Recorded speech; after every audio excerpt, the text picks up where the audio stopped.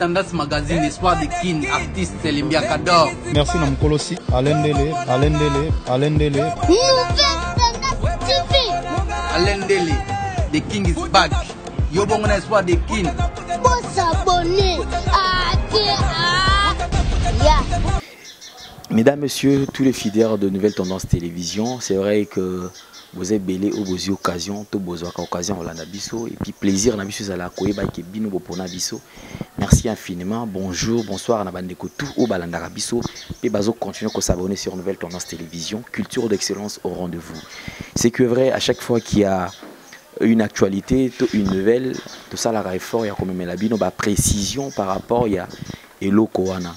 Alors aujourd'hui, je pense que vous étiez informé de l'incident Komaki, accident Oyo Negonabiso Jazz Kavulu, à Kutanaki Nango, il y a circulation, Boumoni ba image, tout Boyoka Kiango, mais ba Oyo besoin qui pena occasion ya koye ba yangote. Je vous informe que c'est vrai, Jazz Kavulu a été touché, à ça qui accident, la voiture nae. Alors, Bandeko Baebi, moi je me rappelle, Bandeko moi tenu mais Jazz Kavulu na Karouanate. C'est vrai, cette voiture venait de faire 3 jours déjà. Depuis que sommes 680, on a été ça là 3 jours. Et voilà, nous allons à la course. Nous avons trouvé beaucoup d'un accident. Nous avons qui grâce à Bimaki, c'est vrai qu'il y a qui touché. On a des photos de photos de chinois illustrées. Vous avez comment est-ce que nous vraiment voiture tout d'abord nous a qui déclassée. Et en dehors de la voiture, bon, on a Yemoko Jazz Kavulu Yohana. Et au monde, on a comme l'Arabie, certainement, il y a toujours que ceux qui nous ont battu, malam, mais ceux qui perdent battu, voilà, il y a toujours ce qui arrive. Mais dis-moi, nous bénissons le Seigneur, parce que quand même, Yemoko Moutou, Azo Pema, bien que Aza qui touché, mais Jazz Kavulu Azali. Vous avez une image où ils ont défilé, et puis beaucoup de monde a les sous dans la carte il y a une image, on a que Jazz Kavulu déjà après bas soin. Beaucoup de monde attend aussi dans l'hôpital, n'engeni au moni état communango. Alors ils ont quand même à continuer dans bas soin, parce que déjà choc na niveau ya mutu. Et c'est un scanner, et c'est un makambo belé parce que au tika ngo ka bongo te ke no amela bakisi ba traitement moko il y a likolo te. Il faut aller là-bas traitement comme il se doit pour que na suka nango azala pena normal nenge ezala kaka. Nous sommes en train de voir les images où ils a placé pour bande ko belé ba benginga baliba e ba mais Alain Dele c'était prévu Jazz Kavulu azala na Brazzaville. Mais Brazzaville c'est vrai. Mais Jazz Kavulu akenda ki Brazzaville te Jazz Kavulu aza awa na kini tozana awa na kisasa na biso donc bomoni ye wana aza à travers la image nazo la kisabino Jazz Kavulu wana il y a pas moyen à loba te parce que aza na repos il doit en principe se reposer azo repos le temps à l'année là-bas traitement na ye malembe ti na suka. Je pense que pour vous qui aimez Jazz Kavulu bino ba oyo bo sepelaka na musala o Jazz Kavulu asa ela bino il serait mieux beau soutenir. Le vrai c'est reconnaître na ba moment ya boy ezala karaté que no Jazz Kavulu ningi c'est la biso Zaïre et Jazz Kavulu ningi c'est la biso nani mais mutu o ningi sa Zaïre c'est vrai na minute oyo azate. Donc Jazz Kavulu ils ont senga ala na ba traitement na ye. Ceux qui ont besoin de le contacter peuvent encore contacter Jazz Kavulu na ba numéro na ye. Oh, numéro naïe, c'est vrai, ils sont opérationnels, ils ont les cas. Boki koko mama penaï, koko mananaï, boki pe, kobingaï. Ceux qui assis, c'est des analystes la minute aux années européens. Après un moment, c'est vrai, boki kosolanaï. Mais nous bénissons le Seigneur puisque n'enga épargné na liwawana.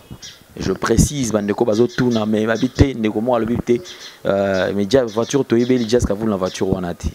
Je vous ai dit que les voitures n'ont pas été il y a de cela 3 jours. Donc ça faisait déjà 3e journée au jour à cela qui n'a pas accident.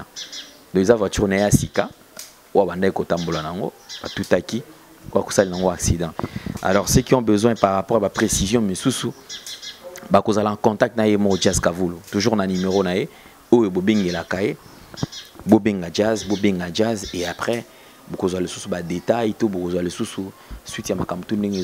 Merci infiniment na bandeko tout ou ba suite na kabiso le président. Mais voici Motoswag. Ça dit que Motoswag est sur la Tanakin.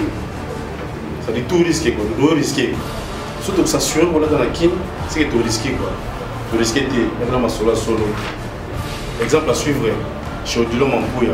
Désormais, qu'il Mobimba, Mumbashi, Pongo Mobatola ta Ao.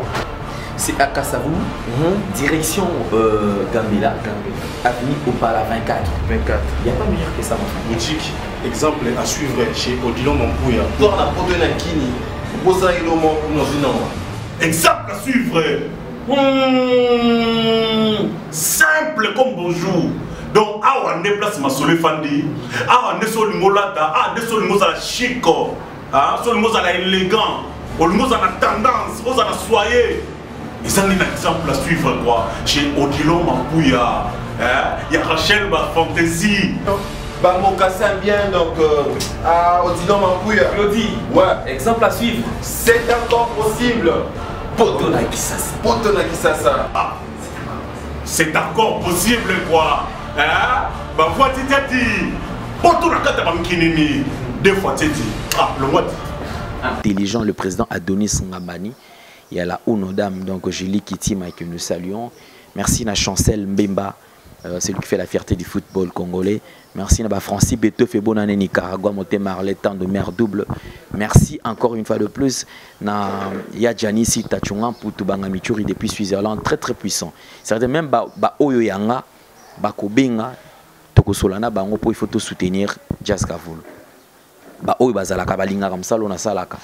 Oyo balingaka ba analyse ya jazz oyo basepelaka na mosala o jazz asalaka. Je pense qu'il est temps tout la kisaye bolingo o tozala nango envers ye parce que c'est notre frère. C'est quelqu'un, c'est vrai oyebi que de temps à autre ba analyse na ye ezaka na angle moko boye ope esepelisa bino ebele pe ba makambo ebele il se murmure. Voilà que maintenant il se murmure, donc l'homme il se murmure na minute oyo azana état il y a bien té.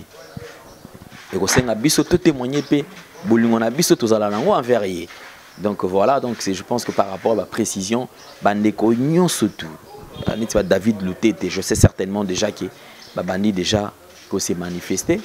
Il arrive des fois que ça là reportage to que na sala wana.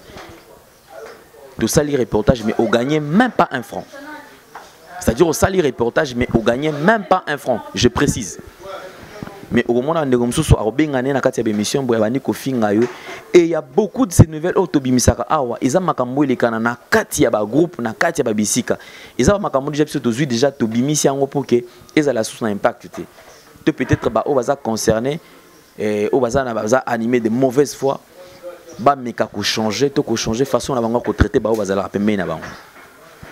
Très souvent, ils ont que non, ils ont règlement de compte, ils ont net biso, règlement de compte, ils ont raté.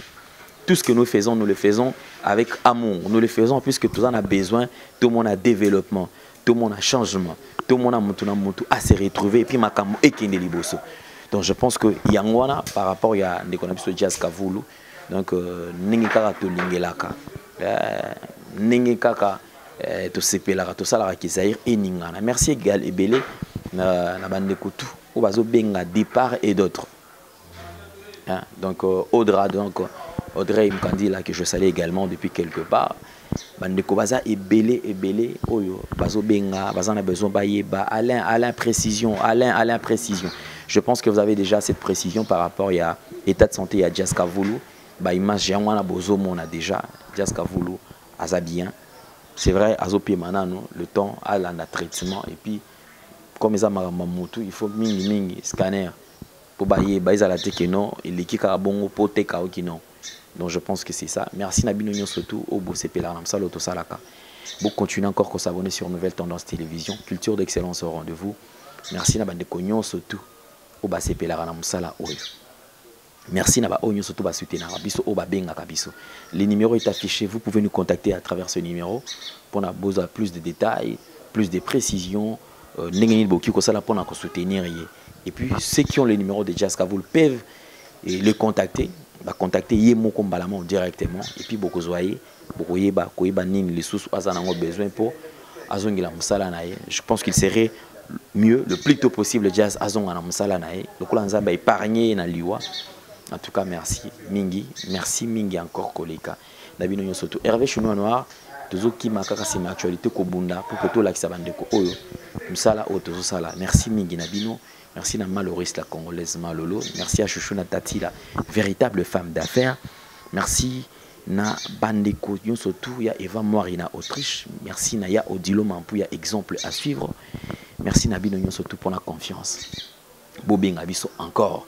Merci Mingi Koleka. Nabino surtout Obo la Nibiso. Alors je vous laisse pour la talaba image le sous nengini makambeleka naki et on se fixe au rendez-vous pour la actualité moussous oyo et so continuer pour bozalaka awa bo s'abonner onyo se zo leka na to landela ngo malembe pour te proposer bino ba image wana. Merci mingi encore une fois de plus. Nzamba zo lokumu pour na ko sauver Jessica Vulu na accident oyo. Merci. Tendance Magazine, espoir de kin, artiste Limbia Kador. Merci na Mkolosi, Alendele. Nouvelle Tendance TV. Alendele, the king is back. Yobongona espoir de kin. Faut s'abonner.